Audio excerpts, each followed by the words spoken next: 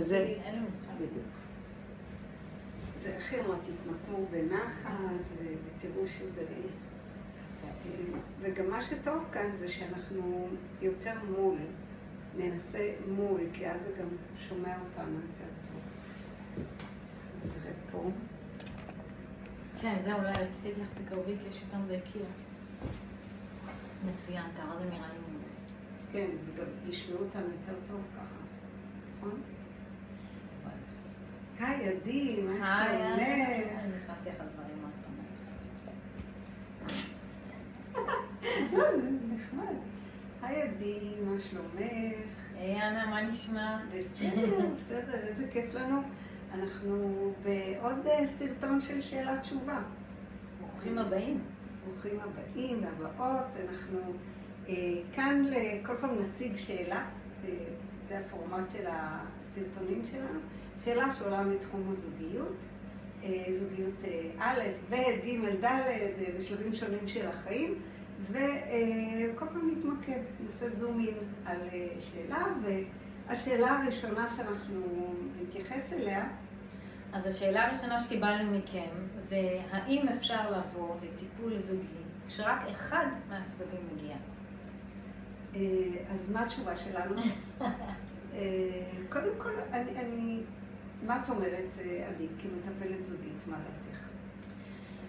קודם כל, אני יוצאת, קוראת תיגר על המשפט takes two to tango. It only takes one to tango.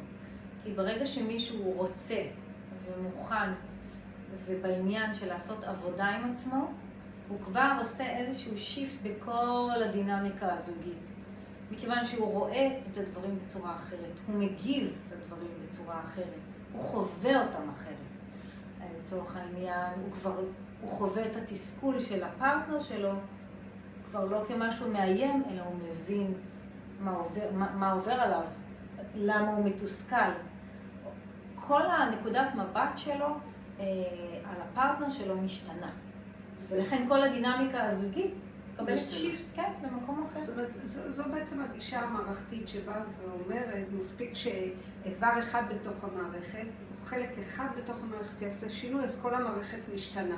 זאת נקודת המוצא. דבר נוסף, שאגב, אני חושבת ממש כמוך, שלפעמים יש לנו רצון, למה אנחנו רוצים לבוא עם בן או בת הזוג? בדרך כלל כי אנחנו רוצים שהוא ישתנה. שתהיה לי גם שליטה על זה, שאני אשב פה ואני אראה את השינוי, ואני אשמע מה את אומרת לו, שבדיוק תגידי לו את הדברים שאני אומרת לו כל הזמן, הוא אומר לה.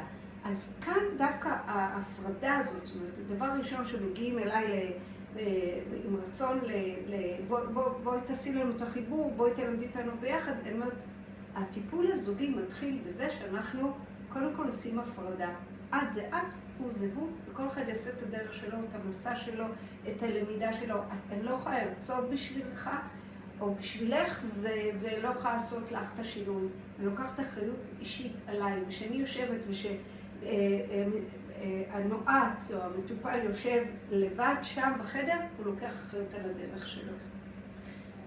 בעצם, נכון, בעצם אנחנו עושים ליווי של תהליכים אישיים בתוך זוגיות.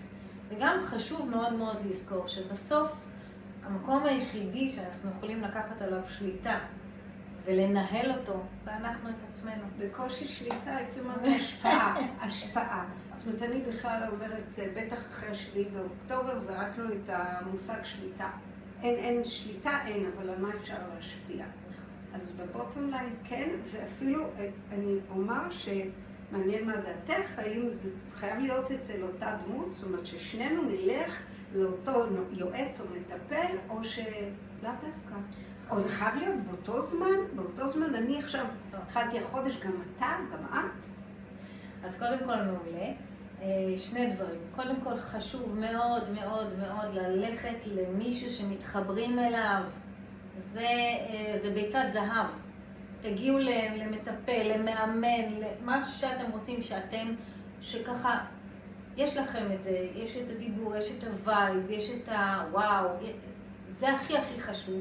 ודבר שני, כן, ודבר שני, שווה מאוד מאוד לזכור שכל אחד עובר את התהליכים בזמן שלו, וזה לא פייר, בקצב שלו, וזה לא פייר, וזה לא מכובד לנסות להאיץ במישהו, להגיע למקום אחר.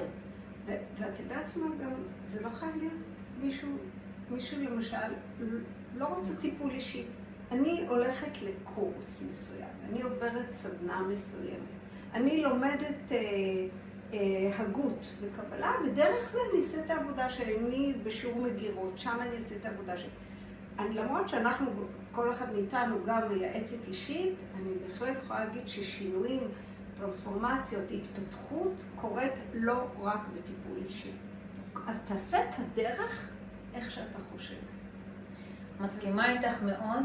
אני מוסיפה ומעבה ומגבה את מה שאת אומרת בזה שחשוב באמת לזכור שהלמידה האמיתית שלנו היא דרך חוויות, דרך התנסויות. לחשוב עם עצמנו זה מעולה, זה נהדר, אבל בסוף אנחנו פוגשים את עצמנו דרך האחר, דרך הסביבה שלנו, דרך התגובה של הסביבה שלנו אלינו. זאת אומרת שאם מישהו חושב שהוא יעבוד על זוגיות בזה שהוא יהיה לבד, זה לא עובד. זאת אומרת, אתה באמת רוצה, אז אין מה לעשות. להיות בזוגיות זה הדבר הכי מפתח. אוקיי?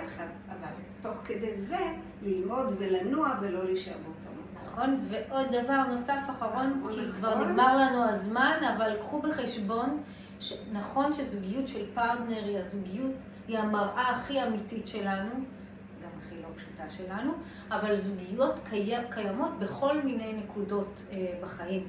גם יש זוגיות בעבודה, זוגיות בתוך חברות, זוגיות שלנו, שאנחנו מפתחים אותה.